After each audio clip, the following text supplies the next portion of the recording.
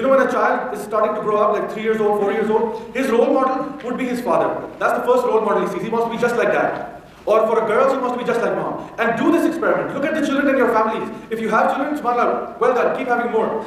But if you don't, look at people who have children and see whose way are the children imitating. You'll find that if it's a boy, he will want to be just like his father. If his father puts on glasses, he wants to put on glasses. If his father goes to work in a tie, he wants to put on a tie. If his father wears a certain kind of shoes, he'll want to wear the same shoes.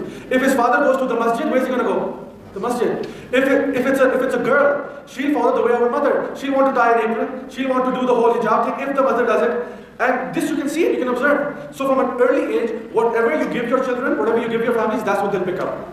So I urge, this is a side note by the way, and I have a very bad habit of completely derailing from the subject, so please forgive me. Again, I said, the idea is for you to take something, inshallah, beneficial. So for example, sometimes what happens is that a father will be sitting, working on a computer, and then the son will come. And he'll say, Papa, I want to talk to you. Or Papa, look. And what will the brother do? He'll say, Acha, theek hai. And he'll be like, Jaake mama ko tang karo. So what happens? This boy who looks up to you as a role model, you just brushed him aside. This is going to happen once, and then twice, and then thrice, and then you know what's going to happen? He's going to go make friends outside. And he will do it. Eventually boys do it anyway. But he will make friends and he will look at them as role models. He'll find a role model not in you, he'll find a role model in someone else. Because the father doesn't listen, the father doesn't have time. And this is especially true, and I know when I say this, the brothers, it's going to pinch you. But when your daughter comes up to you and she says, Papa, give me time. Papa, look what I drew for you. Isn't this nice? Isn't this lovely? And you say, bakwas. And you put it on side. Because obviously it's like circles and like really squiggly lines. And you're like working and you have a deadline, you have a project, you have an assignment, you're really busy. What's going to happen? You're going to brush your daughter away. Where is she going to find company? If you don't listen to her, some other guy will.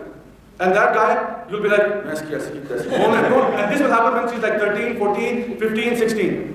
So your role models start from a very, very early age. So I would request all the parents, all the brothers who are not married, get married first of all, right? Because you can't have kids unless, let's not get into that. But still, get married, have children, and when you raise children up, be sure to be the best role model that you could possibly be, right? That's number one.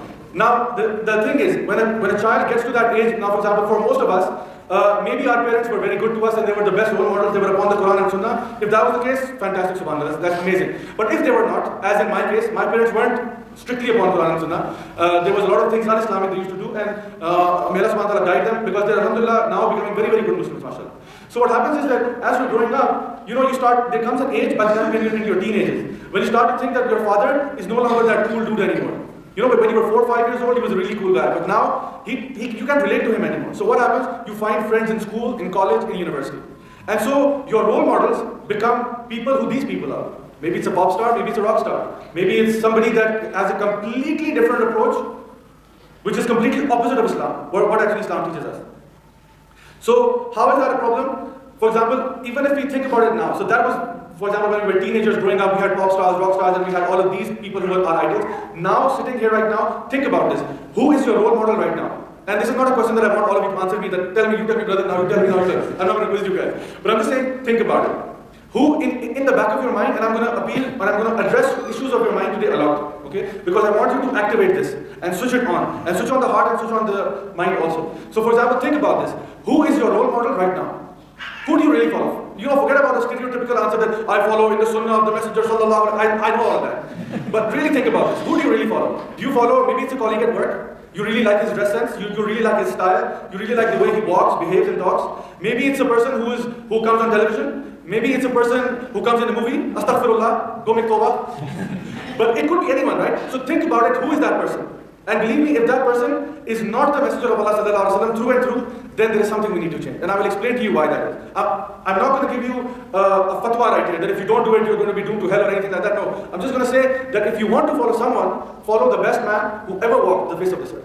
Because that is, in its true sense, what success really is.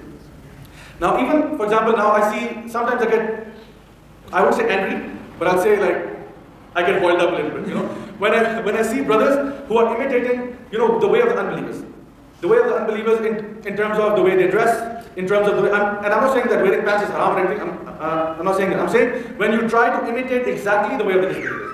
Like for example, doing things which are even not part of Sharia. Like for example, hanging your pants down so low that people are forced to actually see your underpants. And nobody wants to see your underpants, bro. Nobody wants to do that. So why do you do that? You're following the way of someone else, right? Or for example, you have